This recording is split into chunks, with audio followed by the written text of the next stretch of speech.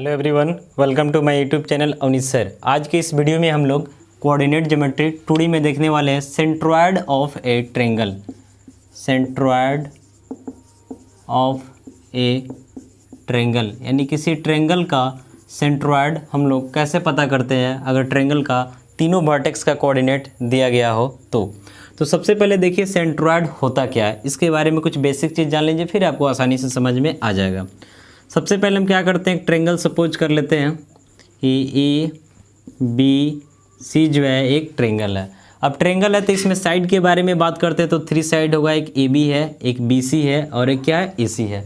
आपको क्या करना है तो बी सी का एक मिड पॉइंट ले लेना है, जैसे कि क्या हो गया तो डी हो गया, और बी सी के अपोजिट में जो वर्टेक्स ए है यहाँ से इसको ज्वाइन कर देना है, यानी ए डी बना। तो ए डी जो है ए डी बी सी के लिए क्या कहलाएगा तो मीडियन कहलाएगा।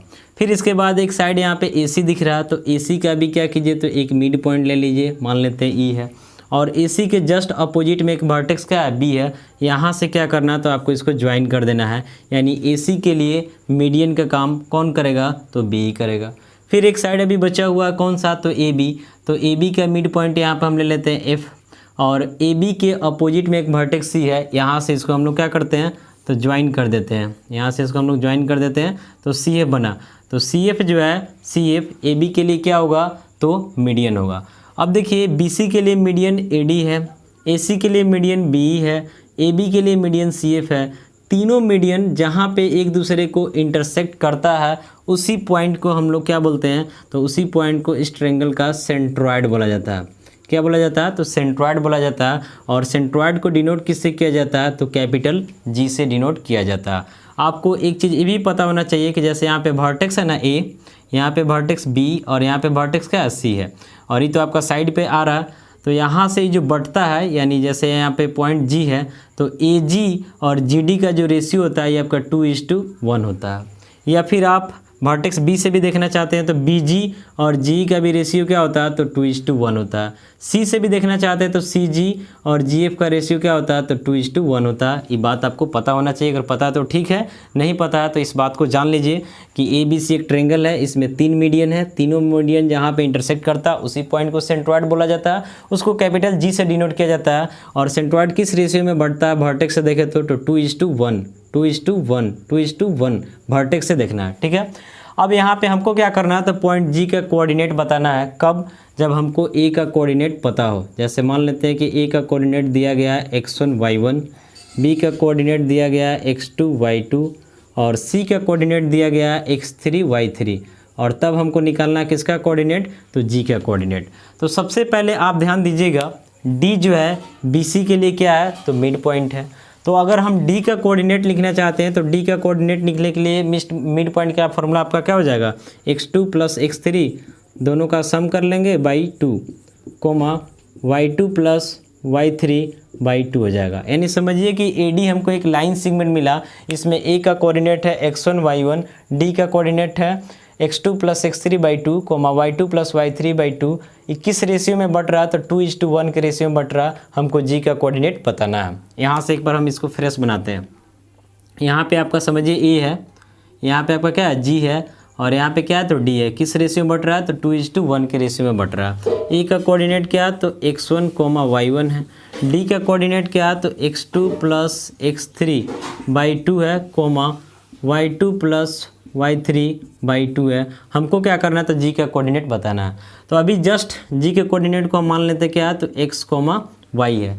तो आपको हम सेक्शन फार्मूला में क्या बताया है कि x = क्या होता है तो mx2 + nx1/m + n होता है, और y के लिए क्या होता है तो my2 + ny1/m + n होता है। तो यहाँ से x का वैल्यू हम निकालना चाहते हैं तो रेशियो देखिए 2:1 है, यानी m का वैल्यू कितना हो जाएगा 2 हो जाएगा, n का वैल्यू 1 हो जाएगा। अब E जो है x1 y1 का काम कर रहा है तो E किसका काम करेगा तो x2 y2 का काम करेगा। तो हमको सबसे पहले x2 लिखना है, तो x2 का वैल्यू कितना दिख रहा है तो x2 का वैल्यू दिख रहा है x2 + x3/2 + n, तो n का मतलब 1, और x1 तो खैर फिलहाल आपका x1 ही है, यहाँ कोई दिक्कत नहीं है। m + n करना है तो m की जगह 2 + n की जगह 1 हो जाएगा।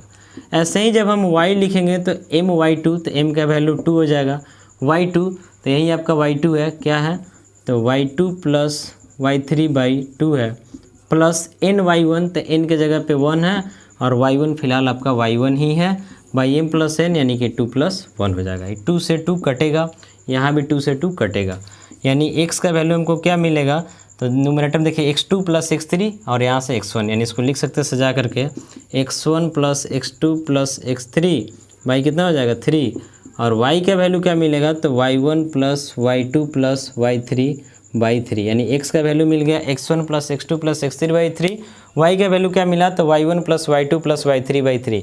यानी कहने का मतलब है कि अगर आपको एक ट्रायंगल दे दिया जाता है, अगर आपको एक ट्रायंगल दे दिया जाता है ABC और उस ट्रायंगल का तीनों वर्टेक्स आपको दे दिया जाता है और तब आपसे बोला जाता है कि उस ट्रायंगल का सेंट्रॉइड बताइए, तो कैसे बताएंगे। ये तो आपको हम पूरा एक्सप्लेनेशन दे दिए, प्रूफ दे दिए।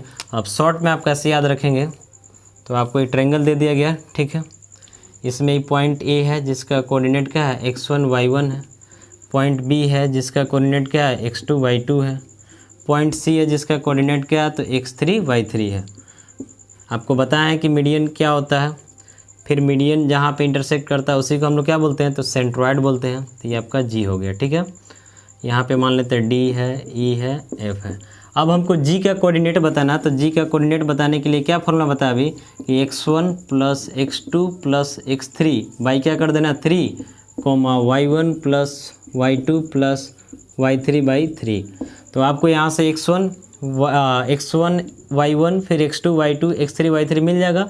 आप x के तीनों कोऑर्डिनेट का सम यानी x1 + x2 + x3/3 कर लीजिए, y1 + y2 + y3/3 कर लीजिए, फिर आप इस ट्रायंगल का सेंट्रॉइड जो है फाइंड आउट कर सकते हैं। तो सेंट्रॉइड का जो फॉर्मूला आप देख रहे हैं इसका जस्ट अभी हम आपको प्रूफ भी दे दिए हैं और साथ साथ बता दिए कि आप किसी ट्रायंगल का सेंट्रॉइड जो है कैसे फाइंड आउट कर सकते हैं अगर इन तीनों का कोऑर्डिनेट दिया गया हो तो सेंट्रॉइड ऑफ ए ट्रायंगल क्या होता है, कोऑर्डिनेट ज्योमेट्री में इसको कैसे फाइंड आउट करते हैं, आपको अच्छा से समझ में आ गया होगा, ऐसा हम उम्मीद करते हैं।